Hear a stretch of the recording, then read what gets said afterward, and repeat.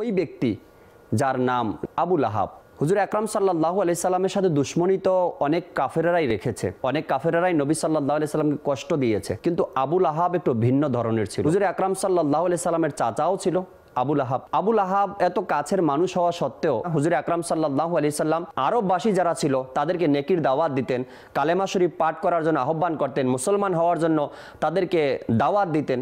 আর আবু লাহাবও হুজুর আকরাম সাল্লাল্লাহু আলাইহি সাল্লামের সাথে সব জায়গাতে যেত। নবী করিম সাল্লাল্লাহু আলাইহি সাল্লাম অনেক কষ্ট করে আরববাসীকে, এলাকার মানুষকে একত্রিত করত আর বলতো, তোমরা কালেমা শরীফ পাঠ করে নাও, আল্লাহ এক, দ্বিতীয় কোনো মাবুদ নেই। এভাবে করে যখন আল্লাহ তাবারক ওয়া তাআলার একাত্মবাদের দাওয়াত দিত, আল্লাহ এক বলে স্বীকার করাতো, আর পাশ থেকে আবু লাহাব বলে উঠতো, খবরদার তোমরা এর কথা মেনে নিও না, এ কিন্তু মিথ্যাবাদী আছে, ধোঁকাবাজ আছে, এ মিথ্যা ধর্মের প্রচার করে, আল্লাহ তাআলার পানা।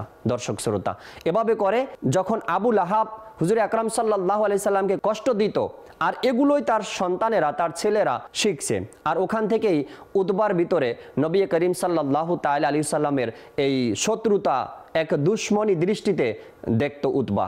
আর নবী করিম সাল্লাল্লাহু আলাইহি সাল্লাম উতবার জন্য অভিশাপ দিয়েছে, বদদোয়া করেছে, আল্লাহ তাআলা কবুল করেছে, আর শেষ পর্যন্ত উতবা বাঘের হাতের খাবার হয়েছে। আবু লাহাবের জমানায় ওইসব যুগে আর কি, আরব শরীফের মধ্যে বসন্ত রোগকে তারা খুব খারাপ জানতো।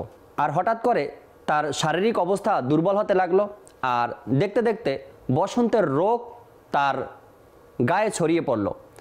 মানুষ দেখতে আসে, দেখে যে তার বসন্ত হয়েছে।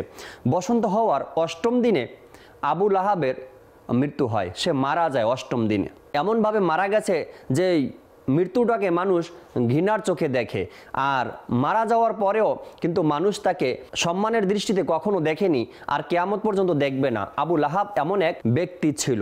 মারা যাওয়ার 3 দিন পর পর্যন্ত তার ছেলেরা তার কাছে যায়নি। 3 দিন পরে গিয়ে কোনো মতে তাকে একটু মাটি খনন করে আবু লাহাবকে ওই গর্তের মধ্যে ফেলে দিল, আর এমনভাবে পাথর নিক্ষেপ করলো ওই গর্তের মধ্যে, যাতে করে পাথরের কারণে ওই লাশকে দেখা না যায়, লাশ যেন ঢেকে যায়, পাথরের নিচে পড়ে যায়। এভাবে করে আবু লাহাবের মৃত্যু হলো।